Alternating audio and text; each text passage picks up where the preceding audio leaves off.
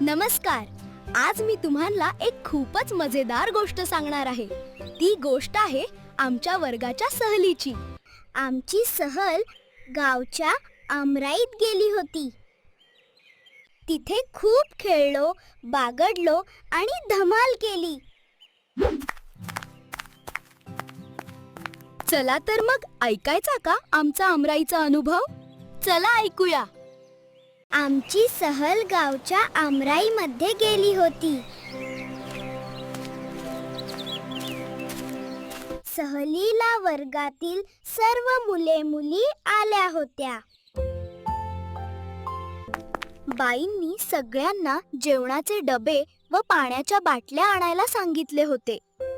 चित्रकलेचे साहित्यही बरोबर घ्यायला सांगितले होते. आम्ही आमराईकडे निघालो. रस्त्यावर वेगवेगळ्या आकारांची, वेगवेगळ्या प्रकारची झाडे होती.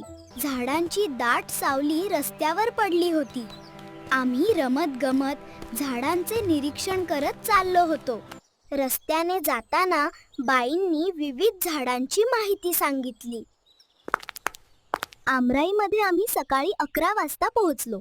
तेथे आंब्याची खूप झाडे होती. ती ओळीनं लावलेली होती. मी बाईंना विचारले, बाई, याला आमराई का म्हणायचे? बाई म्हणाल्या, राई म्हणजे दाट झाडी. जिथे आंब्याची अनेक झाडे लावून ती जोपासलेली असतात त्याला आमराई म्हणतात. पोपट, कोकिळ, चिमण्या, कावळे, साळुंक्या असे कितीतरी पक्षी झाडांवर बसले होते. त्यांचा किलबिलाट चालला होता. पक्षी आनंदाने उडत होते. आम्हीही आनंदाने बागडत होतो. आम्ही लपाछपी, शिवणा पाणी, ऊन सावली असे खेळ खेळलो. वाऱ्याने पडलेल्या कैऱ्या गोळा केल्या. सगळ्या कैऱ्यांचा चट्टामट्टा केला. आम्ही सहभोजन केले. त्यानंतर बाईंनी आम्हाला चित्रे काढायला सांगितली. आंब्याच्या झाडावर पोपट आंबा खातो आहे असे चित्र मी काढले. कोणी कैऱ्यांनी लगडलेले झाड काढले, तर कोणी खूप पक्षी बसलेले आंब्याचे झाड काढले. कोणी आमराईचे चित्र काढले, तर कोणी कैऱ्या गोळा करणारी, खेळणारी मुले काढली.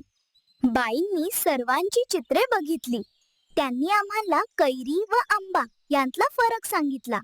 कैरीपासून, आंब्यापासून बनवल्या जाणाऱ्या वेगवेगळ्या पदार्थांची नावे सांगितली. सायंकाळी आम्ही घरी परतलो. दिवसभर खेळून, बागडून आणि लांबपर्यंत चालून देखील आम्ही थकलो नव्हतो. उलट आम्हाला खूप उत्साही, आनंदी व ताजेतवाने वाटत होते.